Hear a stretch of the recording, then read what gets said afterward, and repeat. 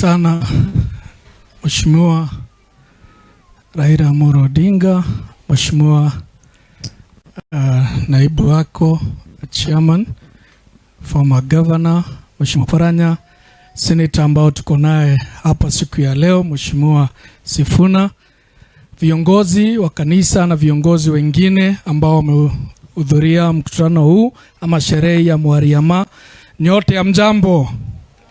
Bwana Yesu asifiwe. God is good and all the time. Yangu itakuwa machache sana Mheshimiwa Baba.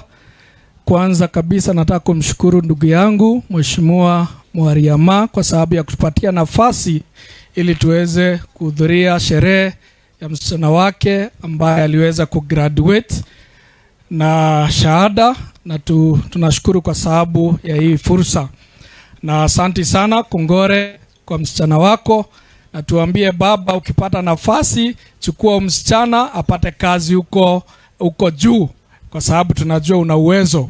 So yangu itakuwa machache sana kwa hii fursa ambayo nimepatiwa, na kwa sababu kuna viongozi wengine ambao wataweza kuongea, mimi nikuuliza baba, kwa sababu baba wewe ni mtetezi, na pia mimi nilikuwa mtetezi wakati nilikuwa nimechaguliwa kama MCA na nikakuwa naibu wa speaker katika bunge iliyopita, na pia nikawania kiti cha ubunge tukiwa na Mwariama.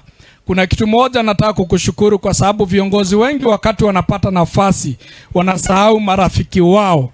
Wewe hujasahau rafiki yako Mwariama, na umetembea naye safari katika miaka mingi.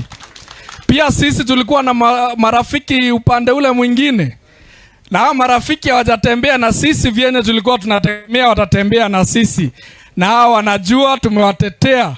Na kwanza mimi nilikuwa mmoja wale alikuwa napinga BBI, na nikatembea na upande ule mwingine, lakini unaona mshike hatujatembea safari na wao. Ndio maana nimekuja hapa tutengeneze urafiki na viongozi wengine, tuweze pia kuona urafiki huu kama unaweza kuwa na matunda. Na kimalizia niulize, kwa sababu pia nimeweza kusoma manifesto yako.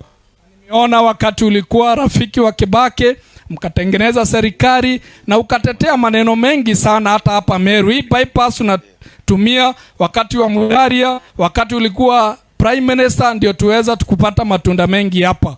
Na pia nimeona manifesto yako ulikuwa pia unatetea hii, tunaona maneno ya housing, hii tunaita affordable housing, lakini Kibaki alitengeneza, Uhuru alikuja akajenga, na pia we labda ungepata nafasi ungejenga, lakini ungepandisha ushuru ili uweze kujenga. Ulijenga na serikali ilijenga na pesa ambayo ilikuwa inapatikana pahali kwingine. Mbona hii serikali inapandisha ushuru ili tuweze kujengewa nyumba? Hiyo ni jambo naomba uendelee kutetea, ili tusiongezewe ushuru wakati tunajengewa manyumba. Jambo